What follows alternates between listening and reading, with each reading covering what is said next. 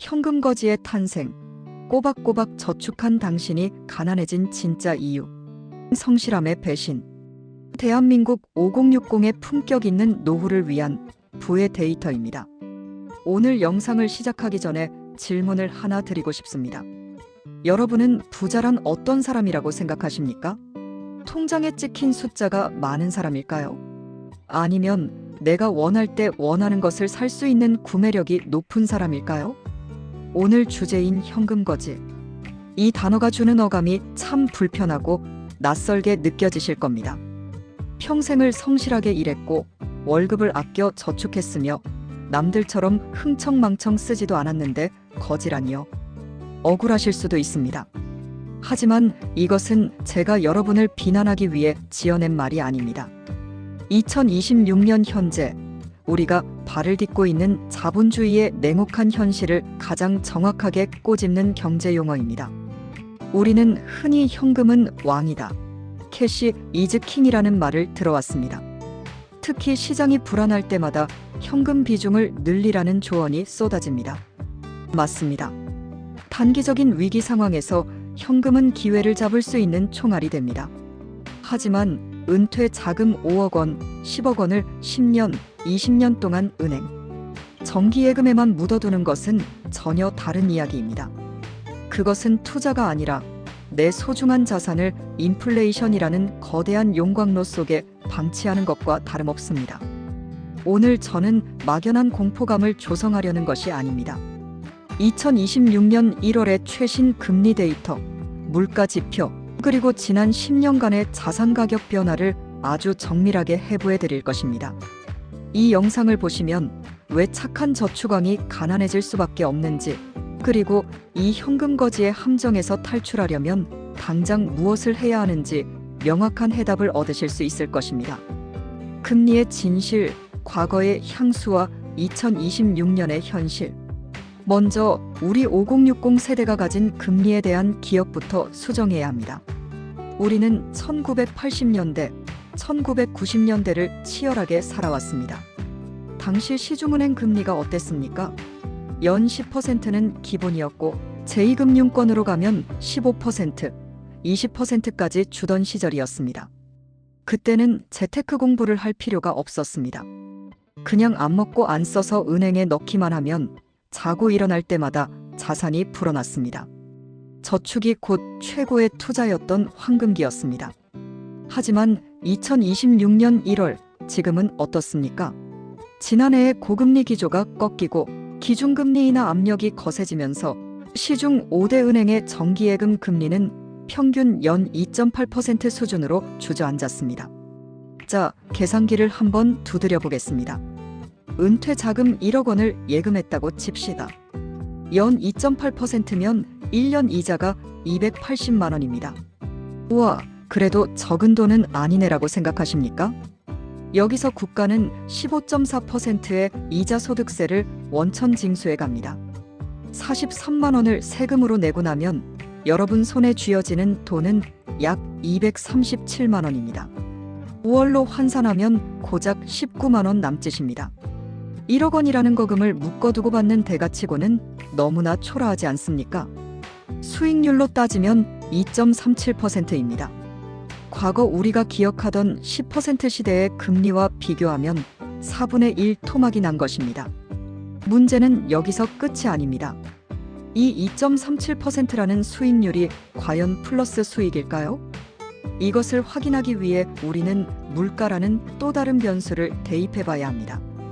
본론 이 보이지 않는 도둑, 인플레이션과 구매력 상실. 경제학에는 화폐 환상이라는 용어가 있습니다. 내 통장의 명목 금액, 즉 숫자가 줄어들지 않으면 내 돈은 안전하다고 착각하는 현상입니다. 하지만 진짜 중요한 것은 돈의 액수가 아니라 그 돈으로 살 수 있는 물건의 양, 즉 구매력입니다. 통계청이 발표한 2025년 12월 기준 소비자 물가 상승률은 2.3%였습니다. 수치상으로만 보면 예금 세후 수익률 2.37%와 물가 상승률 2.3%가 거의 비슷합니다. 이것은 무엇을 의미합니까? 1년 동안 내 돈을 은행에 맡겨서 번 돈이 고작 물가 오르는 속도를 따라잡는 데 그쳤다는 뜻입니다. 내 자산은 단 1원도 불어나지 않았습니다. 그저 제자리 걸음을 했을 뿐입니다. 하지만 더 심각한 문제가 있습니다. 정부가 발표하는 물가지수는 전체 평균의 함정입니다. 우리 5060 세대가 피부로 느끼는 체감 물가는 훨씬 더 가혹합니다.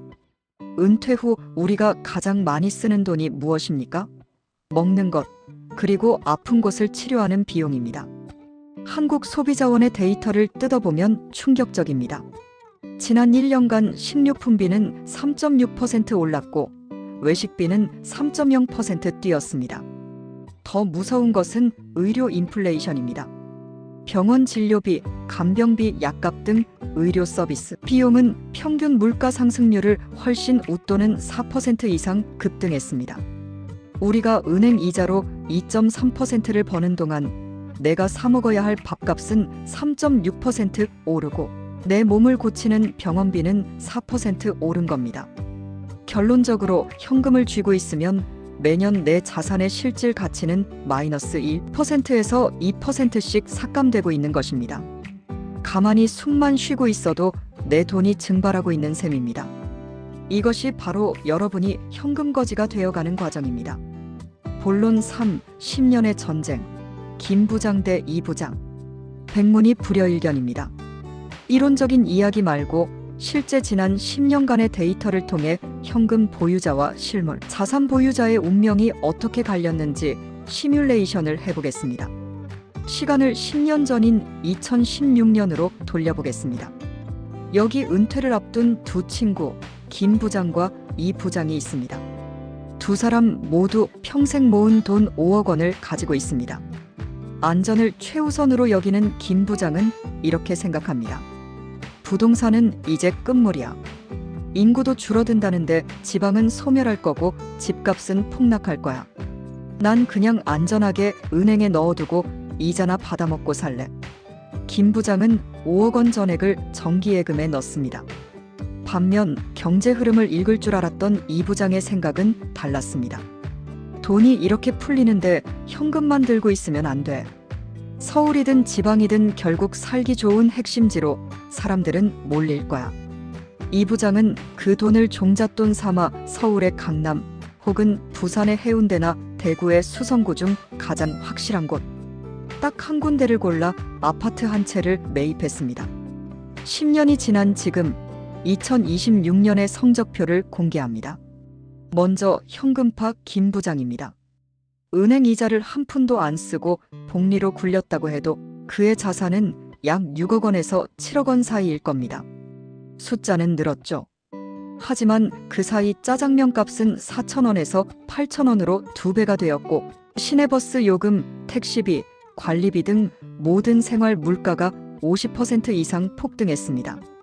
김 부장의 6억 원은 10년 전의 5억 원보다 구매력이 떨어집니다. 그는 스스로 안전을 택했다고 믿었지만 결과적으로는 더 가난해졌습니다. 그렇다면 자산파 이 부장은 어떨까요? KB부동산 시계열 데이터에 따르면 지난 10년간 서울 아파트 매매가는 평균 70.9% 상승했습니다. 사람들이 선호하는 강남, 서초, 송파 등 핵심지는 100%에서 150%까지 상승했습니다. 지방도 마찬가지입니다.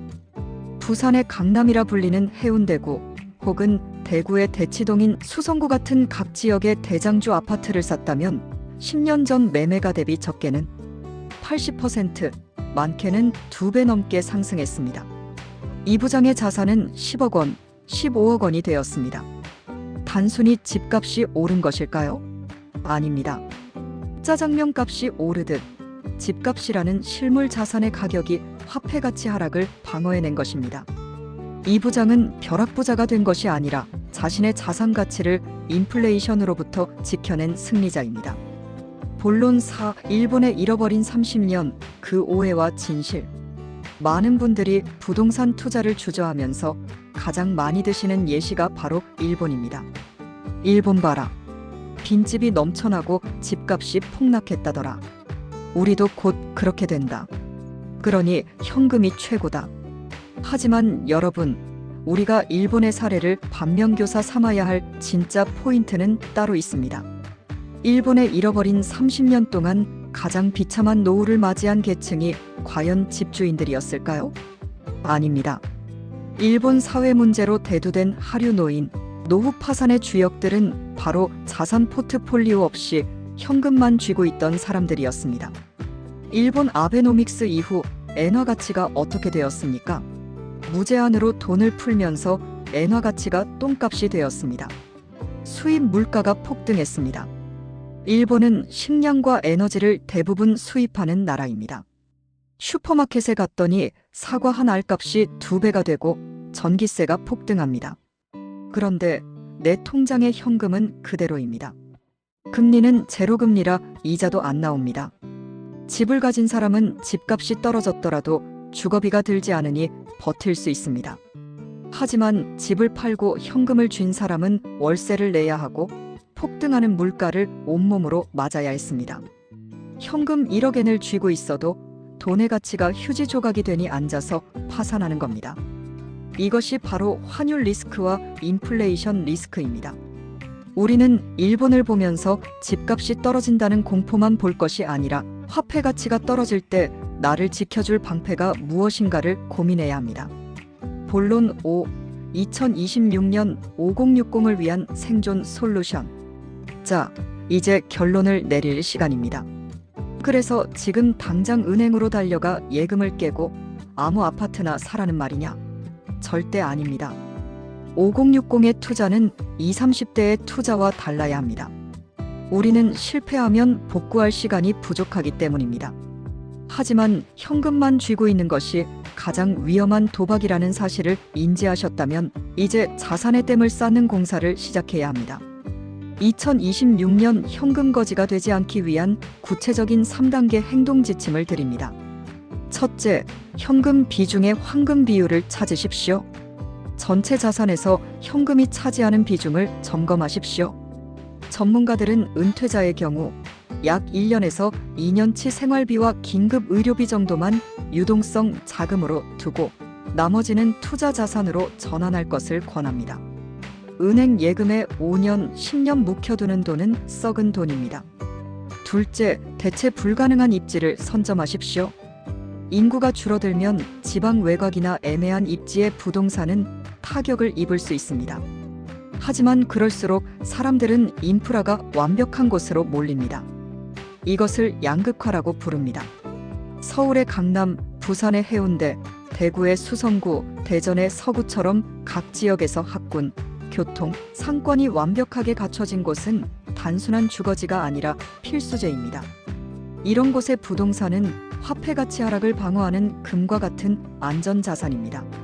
지금처럼 시장이 주춤하고 남들이 공포에 떨 때가 바로 이런 핵심지 물건을 싼 값에 주워 담을 수 있는 기회입니다. 셋째, 현금 흐름을 만드십시오. 만약 부동산을 추가로 매입하기 부담스럽다면 배당주나 리츠 같은 간접 투자 상품이라도 활용하여 물가 상승률 이상의 수익을 내는 시스템을 만드셔야 합니다. 내 돈이 일을 하게 만들어야 합니다. 당신의 선택이 10년 뒤를 결정한다. 구독자 여러분, 자본주의 사회에는 보이지 않는 에스컬레이터가 있습니다. 이 에스컬레이터는 끊임없이 아래로 내려가고 있습니다. 이것이 바로 화폐 가치 하락이라는 에스컬레이터입니다. 현금만 쥐고 가만히 서 있는 사람은 자신도 모르는 사이에 아래층으로, 즉 빈곤층으로 내려가게 됩니다. 현상 유지를 하려고 해도 우리는 부지런히 위로 걸어야 합니다. 오늘 제가 말씀드린 금리의 진실, 물가의 위협, 그리고 현금파 김 부장과 자산파 이 부장의 이야기를 곰곰이 되새겨 보십시오. 은행이 주는 2.8%라는 달콤한 마취제에 취해 계시겠습니까? 아니면 실물 자산이라는 단단한 배에 올라타 인플레이션의 파도를 즐기시겠습니까? 선택은 여러분의 몫입니다. 하지만 명심하십시오. 아무것도 하지 않는 것이 가장 큰 위험입니다. 오늘의 이 데이터가 여러분의 잠든 돈을 깨우고 10년 뒤 그때 참 잘했다라고 웃을 수 있는 현명한 결정의 씨앗이 되기를 진심으로 바랍니다. 지금까지 대한민국 5060의 불을 지키는 부의 데이터였습니다. 오늘 내용이 도움이 되셨다면 구독과 좋아요, 그리고 알림 설정까지 부탁드립니다. 감사합니다.